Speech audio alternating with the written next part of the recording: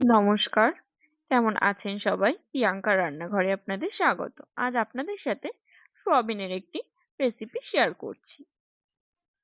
এদিকে সোয়াবিনটাকে জলে ফুটিয়ে নেব।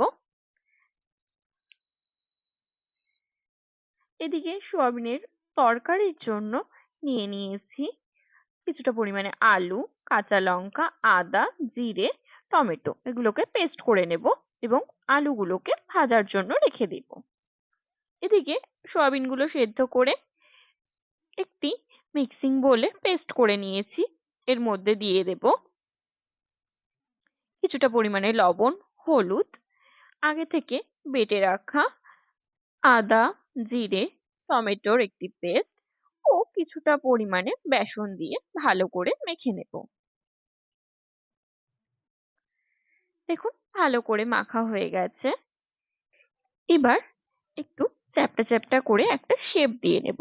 এভাবেই সব সোয়াবিনের পেস্ট গুলোকে এভাবেই তৈরি করে নেব। দেখুন খুব সুন্দর লাগছে দেখতে। এবার কড়াইয়ে তেল গরম করে এক এক করে এগুলোকে ভেজে নেব।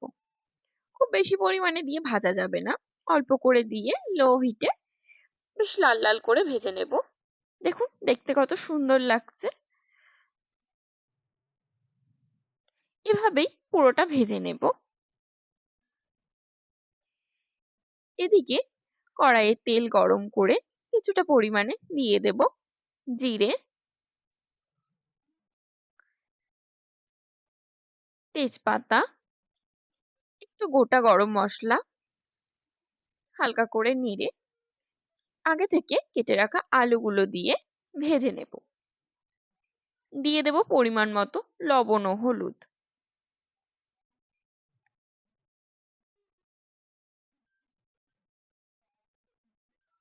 দেখুন আলুটা বেশ ভালো করে ভাজা হয়ে গেছে। এবার আগে থেকে তৈরি করা মশলাটি দিয়ে দেব। এবার দিয়ে দেব সামান্য পরিমাণে লবণ ও হলুদ। খুব ভালো করে কষিয়ে নেব। দেখুন তেলটা ছেড়ে দিয়েছে। এবার দিয়ে দেব পরিমাণ মতো জল। একটু বেশি জল দেব, কারণ সোয়াবিনের ওই মুইঠাগুলো দেওয়ার পরে অনেকটা পরিমাণে ঝোল টেনে নেবে, যার কারণে একটু পরিমাণে ঝোলটা বেশি রাখতে হবে। এবার ঢাকা দিয়ে দেব, দিয়ে ৭ মিনিট মতো ফুটিয়ে নেব। দেখুন খুব সুন্দরভাবে ঝোলটা ফুটে উঠেছে। এইবার আগে থেকে ভেজে রাখা সয়াবিনের মুইঠাগুলো দিয়ে দেব। দিয়ে খুব বেশি সময় ফোটাবো না, অল্প সময় ফুটিয়ে ওপরে দিয়ে দেব কিছুটা পরিমাণে গরম মসলা।